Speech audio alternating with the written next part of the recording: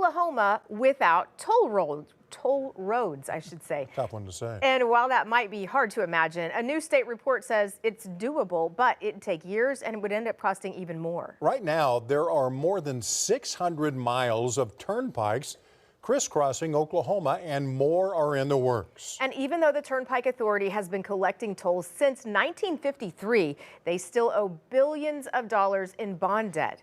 News 4's Mecca Thompson is joining us now with new details. Mecca. Heather, Kevin, only Florida has more miles of toll roads than Oklahoma, and a recent study into how the Turnpike Authority is financing their growth shows that we may soon outpace the Sunshine State.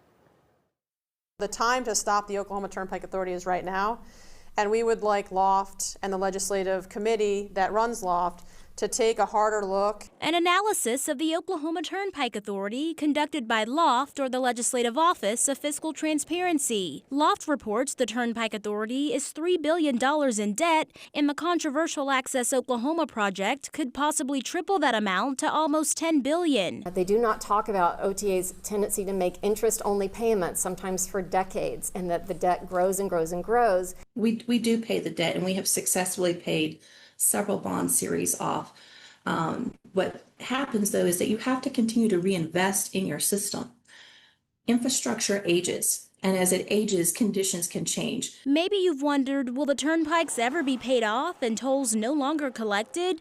That was the declared intention when the Turner Turnpike was built in 1953, but paying off the roads was not legally mandated. Instead of returning that to the citizens as a free road, OTA continues to use it as a cash cow to support unnecessary construction that is destructive and damaging to communities. There was a promise made by the governor at that time that once the bond debt was paid for, that it would be turned over to the state highway system, to ODOT, to operate. But that didn't happen because a cross-pledging system was adopted with tolls covering expenses for debt and road maintenance. OTA argues they're in the position to meet the state's needs for new highway growth as ODOT focuses on road and bridge repairs. If you shifted that back to the state taxpayer-funded system, to ODOT, then a lot of that burden shifts directly back to taxpayers and is no longer collected at a high percentage from out-of-state motorists.